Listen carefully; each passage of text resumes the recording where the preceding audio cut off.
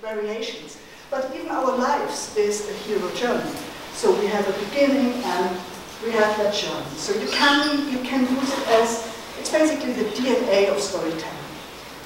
And make it short, every story starts in an ordinary world. That's a world we know, we are familiar with, or the hero is familiar with. If you check the movies you have in your mind, or the novels or the stories, mostly you're being brought into this place where this hero is familiar.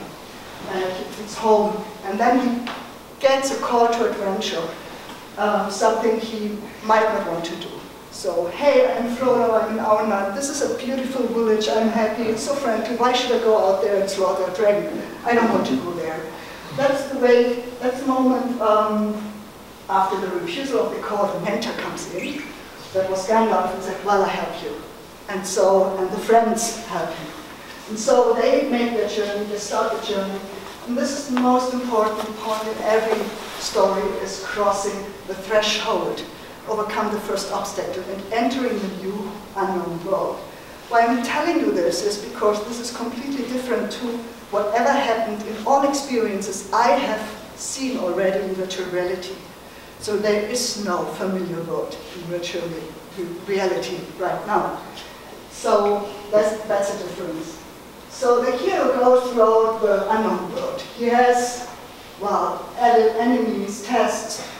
He has to slaughter the dragon. He has to release the princess. He has unknown adventures, and then he's on the road back and he comes back to the ordinary world. So you have two worlds in every story, the known world and the unknown world. This is exactly what I wanted to tell you. The other point in storytelling is that you have somebody who tells a story and you have the audience. So wherever you are in theater or on the telly or reading or even in church, there's somebody who's telling you a story. This somebody could be the creator of the story or the interpreter, but he tells you a narration. And you are the one who listens to the narration, but you're not part of it, usually. So the creator's work is that he invents the story, he creates the world, he is responsible for all characters, he's responsible for the genre, the tonality, the way the dialogues are being told. He made the structure and the pacing. The pacing is essence in a story. Of course, sometimes you know you're sitting in the theater and think, this film is so boring right now, come on, so move. So there's the wrong pacing in there. He creates the suspense elements. Even in a comedy you need suspense elements. So he is the creator of a work and he decides about timing. Now we are getting to this guy. So you can create a 360-degree environment. You can create all of these things I told you. The genre, the characters, a world. But you're not controlling the pacing. You're not controlling the experience because the user is controlling the experience. That's all my observation. I might be completely wrong, and you can tell me what's really going on now. So I'm really curious about the discussion. That is my observation right now. So what I think is the key quality of virtual reality, what's really new and really different to all experience I can have in other media, is immersion. There is no other media, as far as I know, that really takes you so into it. So you can watch even a 3D movie in a big theater like Avatar with the glasses, but you're not into it. You know still, I'm sitting in a chair and this is the movie. Once you have that wife on your head, you're into it, you're part of the story, you're immersed, you are present. That means the user is present. And for me, is virtual reality a new medium that needs completely new kind of storytelling.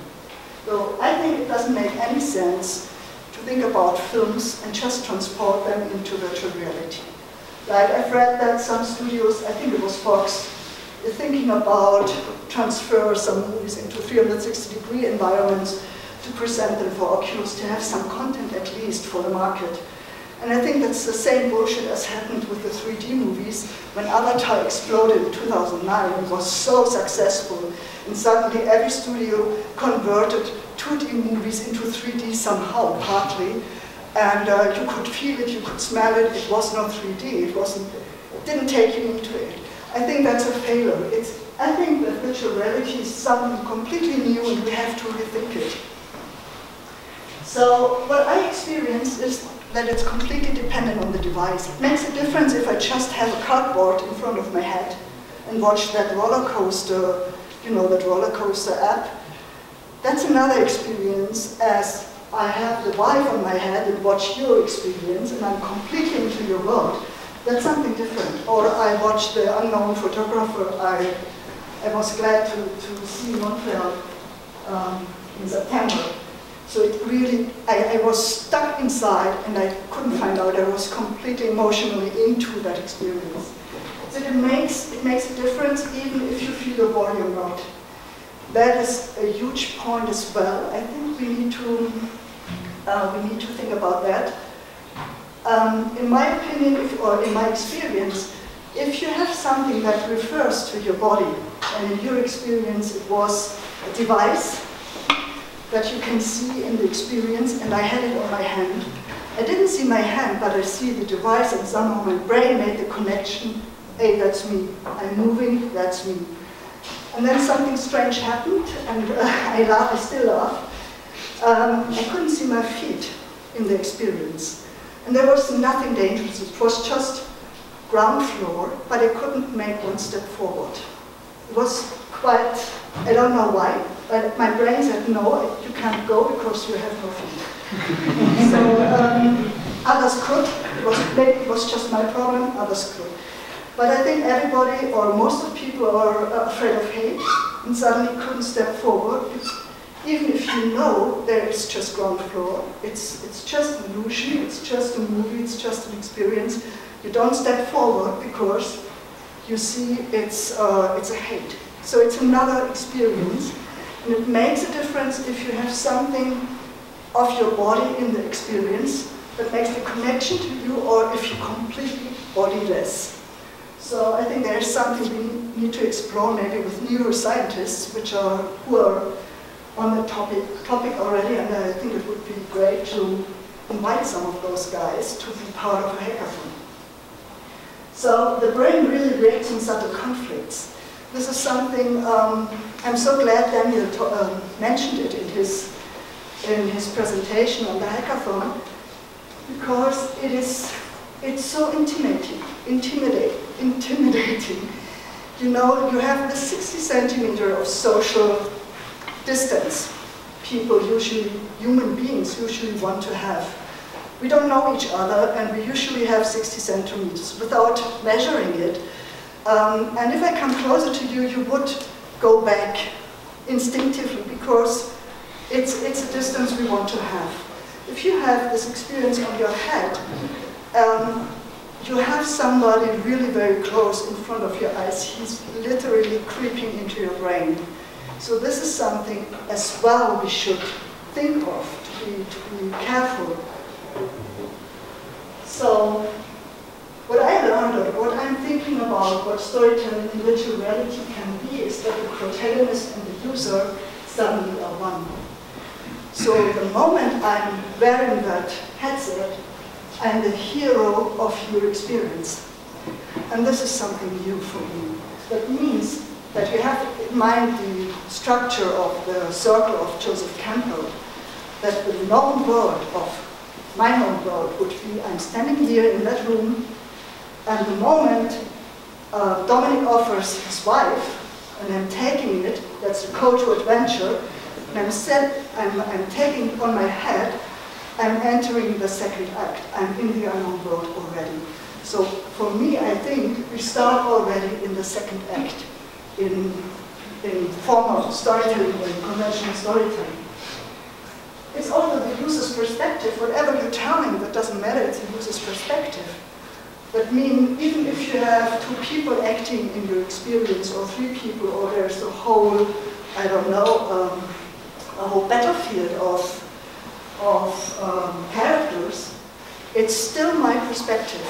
You cannot change that because it's my eyes and what I want to watch, it's my decision. You as a creator, you don't have no control about what I'm doing. You can do it via noise. You can, well, give me audio signals, look here, and I probably react. But the second time I would deny to react because I want to see what's going on behind me, for example. So you have no control about this. I already said about that we started Ilias race, right into Act 2. And the creator of the story is giving up control over time, pacing, structure, and experience. This is something very old. It's a role of war, and he was injured. And then he came to another planet. That's still an ordinary world because he was with his soldier friends or soldier environment. And then suddenly he had the chance to be his own avatar. And this is the new world for him. So this is the unknown world.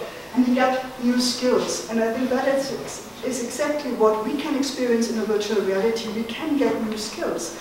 We can learn something. We can do something we probably cannot do in reality. This is a big chance. I think that's a very interesting field, and I would love to explore it further on. I think medical experiences are already on the way. I'm very keen on hearing your archaeology presentation. I think that's another big thing. So in science, we can do a lot of these experiences. We experience something we cannot do in reality. We cannot be in, let's say, in the deep sea. But maybe we have an experience, a VR experience of the deep sea, and we can dive into it. I would shoot diving, so 360 degree. So if you have that in mind, so think of me. All gamers, please forgive me. Please forgive me. That's a very, very simple structure for games. This is how I understand games, so you can punish me later. So games have a different structure to movies. They are not on a hero's journey. They might have a hero's journey included, but a game, basically, as far as I understood, has a beginning. You have to have certain levels. You achieve certain levels. If you're good enough, you get pins or new tools or new friends or whatever. And in the end, there's a high score or some kind of reward. And then you start again and try to be better. So I think that in a virtual reality experience, it's much more closer to a game structure than to a film structure, because you're in a new environment. You start to test what can I do. You start to maybe interact with the experience, and maybe that is a better structure for storytelling in virtual reality than the filmmaking. So that's my conclusion for now. Maybe I tell you something completely different in a few weeks. But as far as I can think for now, I would say that we are still a small experience than story, as far as I have seen what I have seen. I think that games are closer than film to virtual reality. And I think that the really exciting thing about virtual reality and the value that no other medium has is immersion. And our challenge is, I think we should think more about content than technology.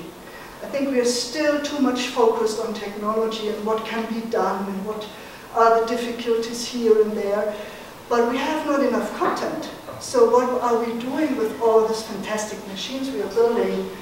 And what if everybody who never had a headset on his head had this experience, what then?